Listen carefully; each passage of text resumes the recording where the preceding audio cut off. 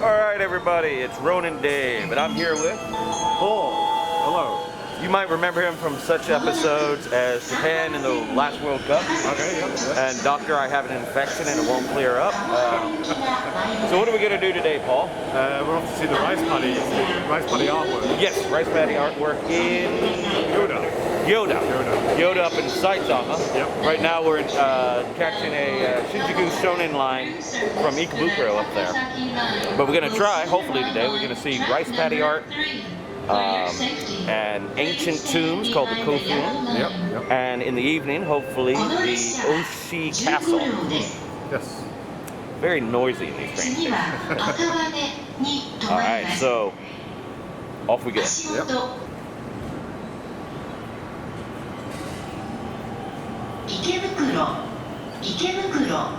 No, you just thought I'd don't show a ducky. 次は赤羽に停まります。籠原行きが発車いたします。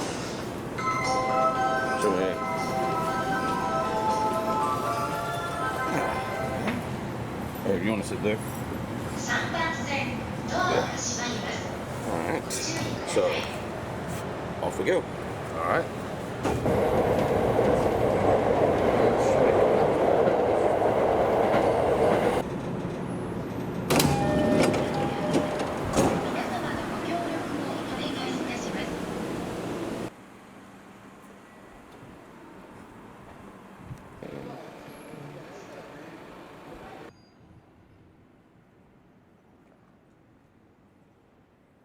Well, we're at Gyoda station, rather small.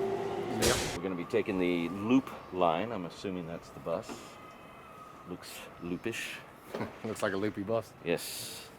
We're going to be taking that to the rice field art, and then from there we're going to walk to the old tombs, the Kofun, as they're called.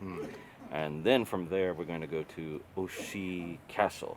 Right. That's actually kind of what put Gyoda kind of back on the map, so to say. That castle, for the longest time, was just some reconstruction. People forgot about it. The guy wrote a novel about a famous siege that took place in 1590. Historically, it wasn't that big of a deal. Okay. But the novel made it a big deal, and they made it into a movie not that long ago. It's a pretty cool place. Nice to see trees and fields. Yeah, living in the concrete jungle of Tokyo. Yeah. Where a lot of times a park is just some Gravel. Yeah. Maybe one sickly tree clinging to life.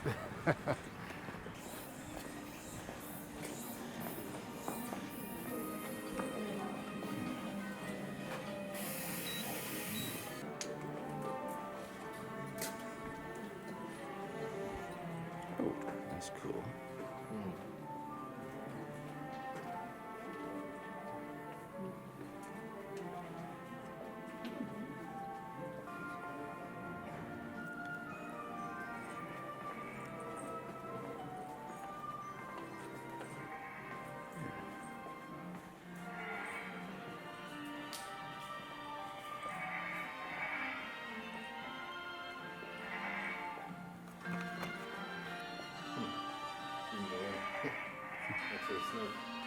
No, I get like they're trying to show you the natural situation of this area, especially in the past.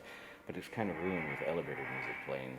It's true. Yeah. Because again, like the sound of the insects, which would be cool to kind of listen to. Yeah. But again, elevator music. Add an extra point about this place. We're here to see the rice art, but this is also famous for they found a lotus here or somewhere in this area that they typed that what they thought was extinct like 1,400 years ago, and they found it. That's why it's called the ancient lotus park.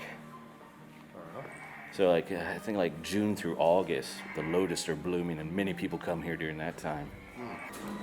What? Top floor. All right. Yeah.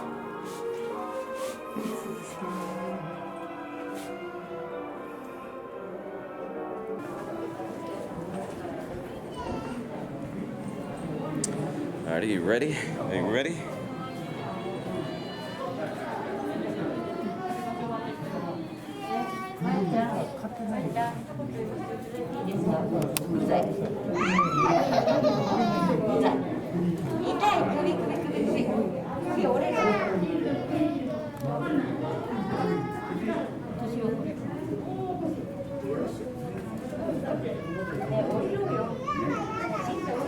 What do you think? That's pretty cool.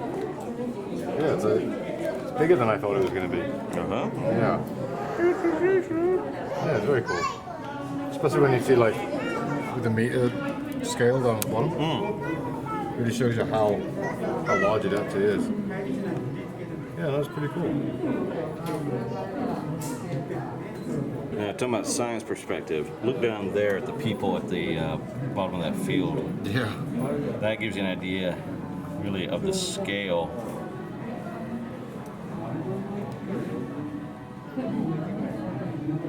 So down at ground level, you can't even make it out at all. The Gyoda rice field art is relatively new. They've only been doing it about a little over a decade, but it's now in the Guinness Book of World Records as the largest rice field art in the world at 2.8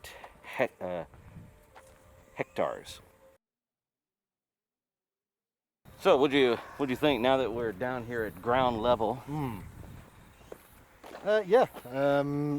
It's a lot more remarkable at the top of the tower. Yeah. Obviously. Yeah, all we see down here is just some black and green rice stalks, not exactly, Yeah. that interesting. You can kind of make out Mount Fuji a little bit here, but Yeah. yeah, no, it's really cool. Yeah. But this is kind of like I was saying, this is how the Nazca lines are. When you're on the ground, you can't see them at all, which is why, of course, they use UFOs to help them, to make them and man. appreciate them. Yeah.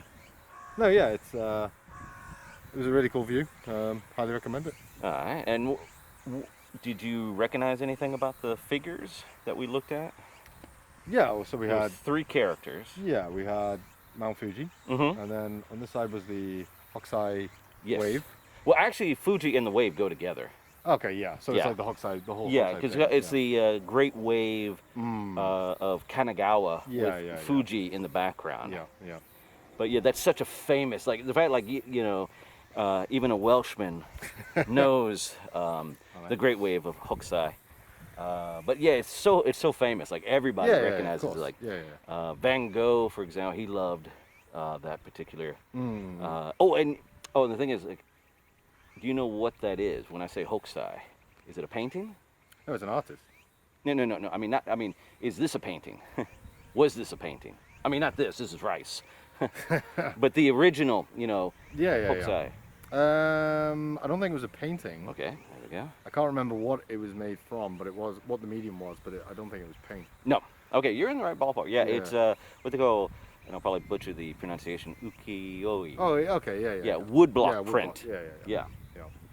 Yeah, so it was actually a woodblock print. And then people like Van Gogh sometimes would actually make a painting from those ukiyo-e. He like collected a bunch of them. Because back in the 19th century, a lot of times they would be used as wrapping paper when people were buying, typical they would buy ceramics. So European visitors would buy things like ceramics and other things. And they would just, because these ukiyo-e prints are everywhere, they would just wrap it in there. But the artists, when they would go and have like an unwrapping party, Right. the artists were more interested in the wrapping paper Okay. than the bit of pottery that they had brought back. So I thought that was kind of interesting. Yeah, so very famous. But the other character. Yeah, he's a Kabuki character. Yeah, exactly. I'm not sure which one, but I do know it's a Kabuki character. But you watched the opening ceremonies of the Yes, Olympics, yes, and yes. you recall there was a... The name I always forget. Yeah. Yeah, really, really famous one. But I always And so a lot of media, this is where I take a little stab, was saying this character is related to the character that was in the opening ceremony. But that's like saying Hamlet is a character related to Othello. Okay. Yep. Yeah. They're both Shakespeare characters, but completely different characters, different plays. Yeah. And that's the same here. It's like Yeah, it's only related in they just both happen to be kabuki, but like completely different playwrights, different characters, different plays. Yeah. From I don't know the dates of this one right off the top of my head, but the one that you saw in the Olympic ceremony that this is related to this is Shibaraku. That's it, yeah, Shibaraku. Yeah, that's the name of the play. The character's name is Kamakura Gongoro Kagimasa. But the main thing about that Shibaraku, that's what most people think about when they think of kabuki, is that very bombastic style, his outfit, and especially the makeup, the white and the red, because it's supposed to be heroic. And that's what we saw at the Olympic ceremony. But this one is actually from another play about a historical character, Sugawara no Michizane. Okay. Yeah. And do you know the name of that play? No. No.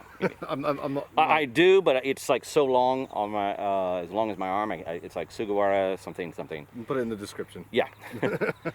But the main characters actually are not Sugawara. It was around the time that the play was written, triplets were born, and that became big news. And this is like in old Edo times. And so they created 3 characters. 3 brothers based on that news, and he's one of the brothers, like the heroic brother, Umeomaru. Okay. And so, like Shibaraku, he also is very bombastic, heroic character with the red and the white, very striking. Yeah, fair enough. I think a lot of people probably, misunderstand that there is more than one character that has. Yes. Like, Yeah. But yeah, the professional media didn't make that much research and just went, oh, it's like the Olympic character guy, Yeah, it's like, you get paid for that. I'm just a jackass YouTuber who doesn't hardly get any views, and I made the effort to find out. Well, there we go. All right, anyway, but this is really cool. You can see it from July through middle of October, but as we notice, it seems like July is really the time to come. Definitely. Yeah. Definitely. Yeah, the wave caps were really white in the pictures we saw from July. Yeah. But it's also really hot and humid at that time. That's it. I think the weather today is absolutely perfect. Yeah, this is nice. Yeah. Because now we're going to walk about 20-30 minutes to the ancient tombs, which we would not have done in July. No. All right. All right. Let's Off go. we go.